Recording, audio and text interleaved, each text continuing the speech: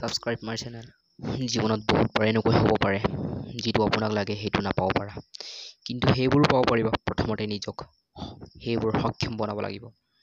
নিজকে নিজে ক'ব লাগিব, মই পাৰিম, মই কৰিব পাৰিম, মই সেইটো কৰিব পাৰিম, আই কেন ডু ইট।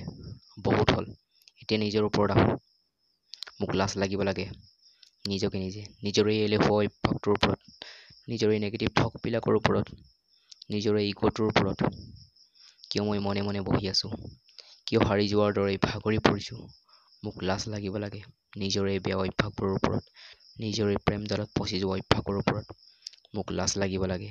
আজি 20 হৈ গ'ল, তথাপি ভাল কাম এটা কৰিব পৰা নাই। মোক লাজ লাগিব লাগে মোৰ সকলো সময় ফাল্টু কামত নষ্ট কৰাটোৰ ওপৰত, আৰু আজিও একো কৰিব পৰা নাই।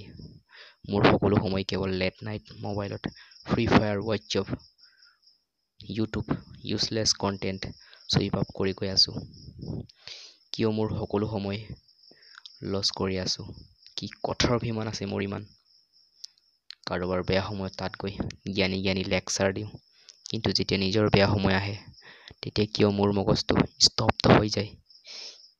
কিয় মই হাৰি যোৱাৰ দৰে হৈ গৈছোঁ? ইমান ভয় মোৰ কিয় আছে?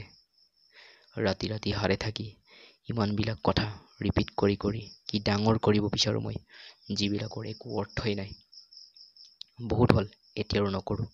এতিয়া আৰু ভয় নাই, এতিয়া আৰু এলাহ নকৰোঁ। মানিছোঁ ইমান দিনেই ডিষ্টাৰ্ব আছিলোঁ, একো কৰা নাছিলোঁ, কিন্তু যিমান দিন মই এনেকৈ ফাল্টু চিন্তা কৰি সময়বিলাক ৱেষ্ট কৰিলোঁ, এই সকলোবিলাকৰ হিচাপ ল'ম মই। এটা দিনৰ হিচাপ মই অহা প্ৰতিটো দিনেই ল'ম। I am back. যিয়ে নহওক, এনেকৈ নমৰোঁ, এনেকৈ কেতিয়াও নমৰোঁ। কিয়নো দুখীয়া হৈ জন্ম লোৱাটো আপোনাৰ ভুল নহয়, কিন্তু দুখীয়া হৈ মৰি যোৱাটো আপোনাৰ ভুল। মই আহি আছোঁ জীৱনটো এটা নতুন ডাইৰেকশ্যন দিবলৈ।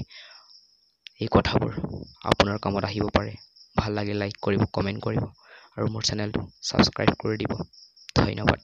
অসমীয়া মটিভেশ্যনেল স্পিকাৰ ভইচ শুনিবলৈ মোৰ চেনেলটো আগলৈ নিব আৰু ছাপোৰ্ট কৰি যাব।